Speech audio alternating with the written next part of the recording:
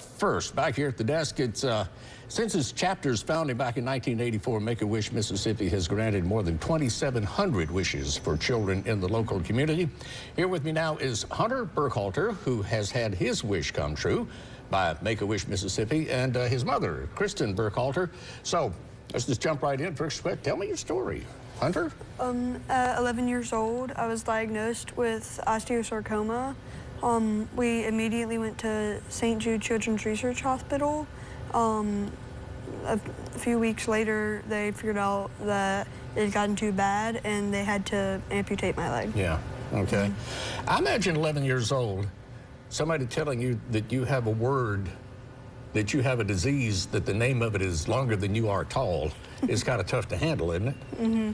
Was it scary, Kristen? Absolutely. It was pretty terrifying. Yeah. We knew that we were in good hands where we were going, and we knew that God had control of everything. Yeah. But it was definitely something that felt out of my control, and I struggled to find a way to give him hope through all of it other than through prayer, and then luckily enough through Make-A-Wish. You know, that was really something awesome that came out of this. Tell me how you contacted Make-A-Wish or Make-A-Wish contacted you. How did that happen? Either one of you can just jump right in. This social worker at St. Jude, I think, was the one who contacted them. And due to the severity of his injury through the treatment, he qualified for a Make-A-Wish.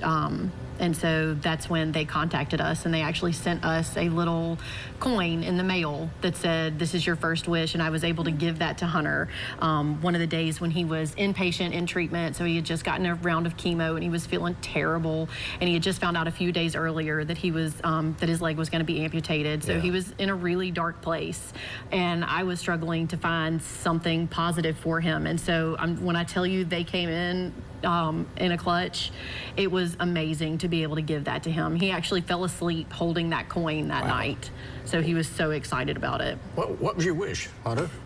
My wish was to go to Universal Studios and Disney World. Oh, great. Okay.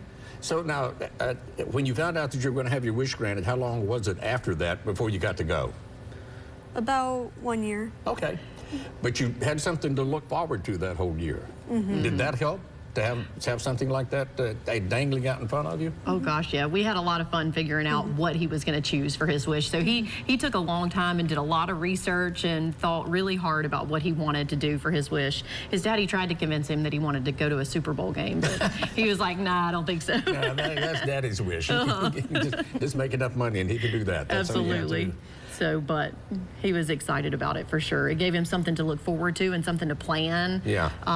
So, and just a bright spot in all the negative that he was dealing with.